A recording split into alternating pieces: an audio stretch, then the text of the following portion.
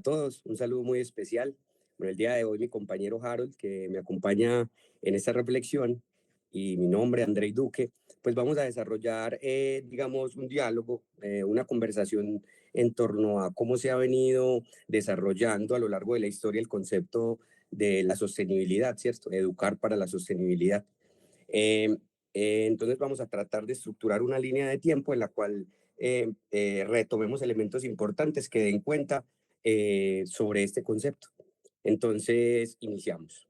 En un primer momento, es muy importante, digamos que retomar el discurso del presidente Truman por allá entre los años 45 y 50, el cual expone la necesidad de introducir el desarrollo como un concepto clave para los países.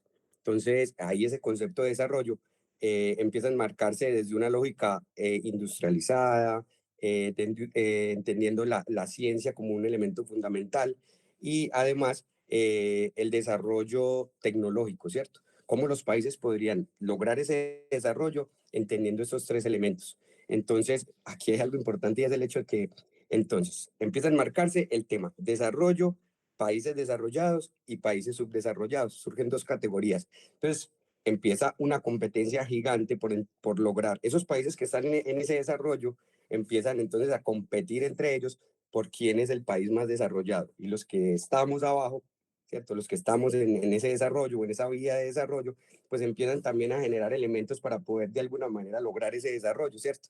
Entonces, en este sentido, lograr todo este desarrollo implicaba que hubieran prácticas voraces contra el medio ambiente, producción excesiva de bienes y servicios, porque pues lo importante aquí era lograr tener recursos, es un crecimiento económico netamente basado en la acumulación de capital, ¿cierto?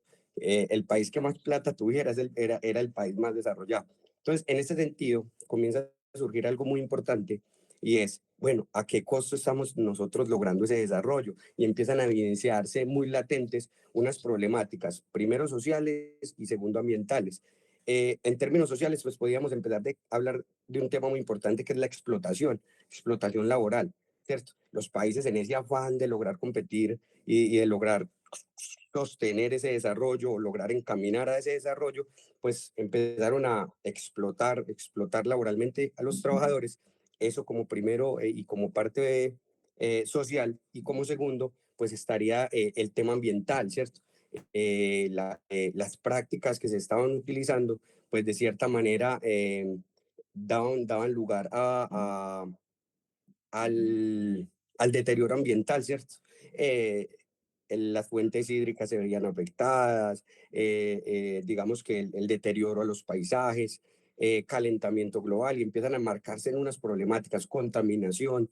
Entonces, empiezan a hacerse latentes estas problemáticas, entonces comienzan de cierta manera a visibilizar estas cosas y a decir, hey, venga, a costo de qué estamos logrando nosotros el desarrollo, ¿cierto? Entonces, de cierta medida, empiezan a surgir unas posturas críticas, ¿cierto? Y empiezan entonces también digamos, a darse algo en común, y es que los países empiezan a unirse y a decir, hey, vamos a estructurar unos diálogos, unas conferencias, porque es que necesitamos hablar de eso, porque es que esto no es ya algo individual, sino que es algo colectivo y que nos está afectando a todos. Entonces, en este sentido, empiezan a surgir y a darse ciertas conferencias que ya en un momento hablaremos eh, específicamente de ellas, y empiezan a enmarcarse, ¿cierto?, unos acuerdos y unos compromisos entre los países, precisamente para evitar que este desarrollo, que está enmarcado muy en lo tradicional, pues pudiera también tener unas alternativas, ¿cierto? Entonces, por otro lado, estas alternativas se enfocan mucho en el buen vivir. Por ahí desde los pueblos originarios los enmarcan como el suma causai, el suma camaña, que no es más que generar una relación armoniosa entre el ser humano, su comunidad y la naturaleza. Entonces, en este sentido, le doy el espacio al profe. Profe, bienvenido. El profe es biólogo de profesión. En este momento, digamos, profe, que cómo se enmarcan esas conferencias y de cierta manera cómo logran influir en esto del desarrollo sostenible. Bueno, buenos días. Para seguir con la línea de tiempo que plantea Andrés, sí, todo parte de ese problema ambiental, esa excepción en la que tuvimos un periodo en que nos dimos cuenta que podíamos crecer casi que sin límites, pero no era real, el ambiente no crece igual. Esto nos lleva a que inicialmente en el 72 se dé la primera cumbre ambiental mundial. Decimos hincapié porque es que antes eran cumbres muy aisladas, se aislaban países con dinero y así. En este caso no, en este caso fue a nivel mundial. Participación, más de 100 países estuvieron participando y generó como eje central una frase o digamos que un derecho y es que todo ser humano tiene derecho a vivir en un ambiente saludable. Con base a esto es que empezaron a darse cuenta de que no era viable los modelos ambientales junto con los modelos de extracción. Así que se decidió empezar a plantear como los primeros pasos para llegar a un punto armonioso con el ambiente. Donde hubo un problema muy grande, la atención, como lo dice André, los países desarrollados y los subdesarrollados. Sin embargo, aquí no era por la competencia de ver quién era más o quién era menos. Aquí los países tenían un problema y era el hecho de decir, yo soy subdesarrollado, a mí no me alcanza la plata, no tengo los recursos para cuidar el medio ambiente. Es que apenas y podemos vivir en este tipo de países.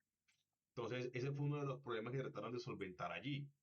Esto nos dio cabida a lo que hablábamos del informe de Brundtland sobre el buen vivir. Hay que vivir de buena manera, hay que tratar de buscar estrategias que nos permitan convivir con el ambiente.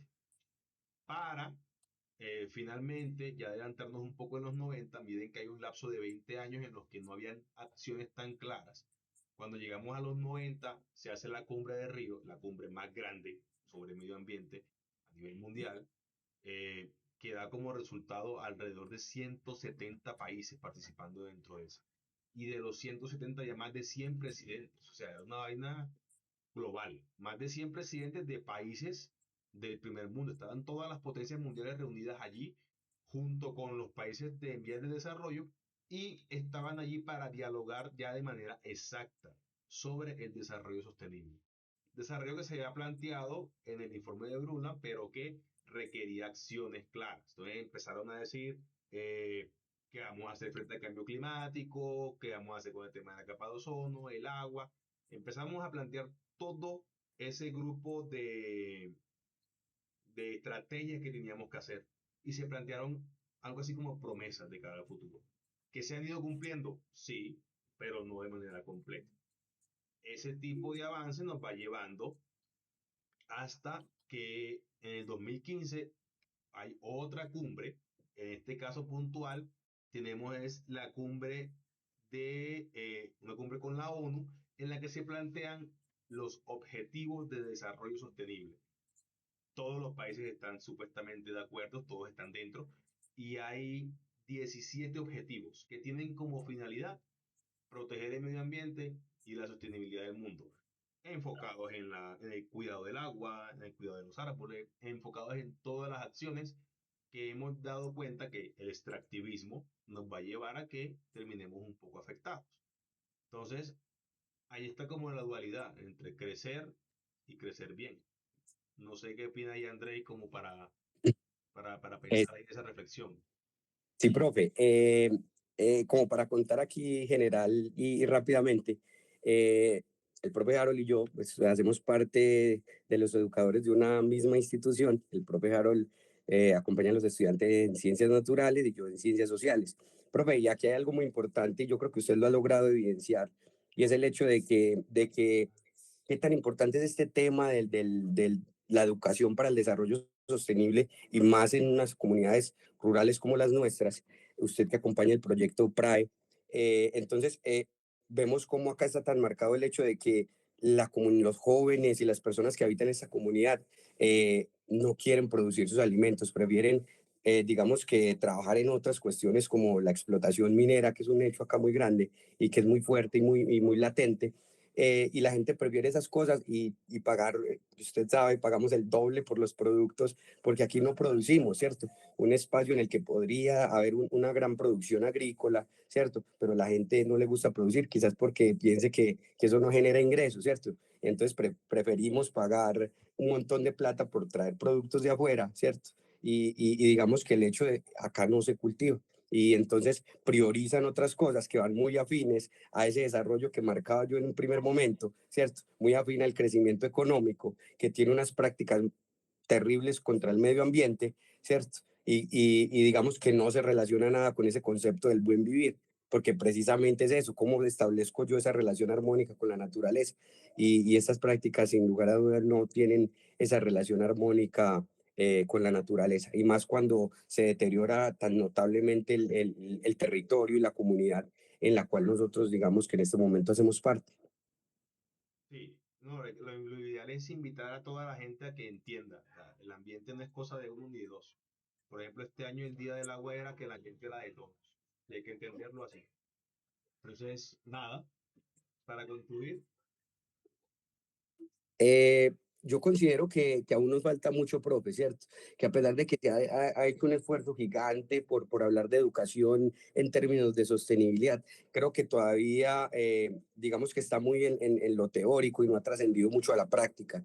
La conciencia, el hecho de generar conciencia ambiental es bien complejo, y creo que tenemos un reto grandioso nosotros como educadores, la escuela, la institución, ¿cierto? En este sentido, de ir dando pasitos, ¿cierto? De ir dando pasitos, que es un camino durísimo, ¿cierto? Pero que hay que irle caminando y trabajando para poder lograr este tan anhelado, como decir, lo manifestaban en el informe de Brundtland, el futuro común, ¿cierto? Eh, eh, Utilizar los recursos, ¿cierto? De lo que necesito, pero sin comprometerlo de las futuras generaciones, ¿cierto? Entonces ese es como el reto y el desafío de la educación hoy. listo. Entonces invitamos a todos los oyentes a que hagan parte crítica, que piensen un poco sobre este tema. Y ahí quedamos, los dejamos para una siguiente. Tengan un hermoso día. Muchas gracias, profe, y gracias a todos los oyentes.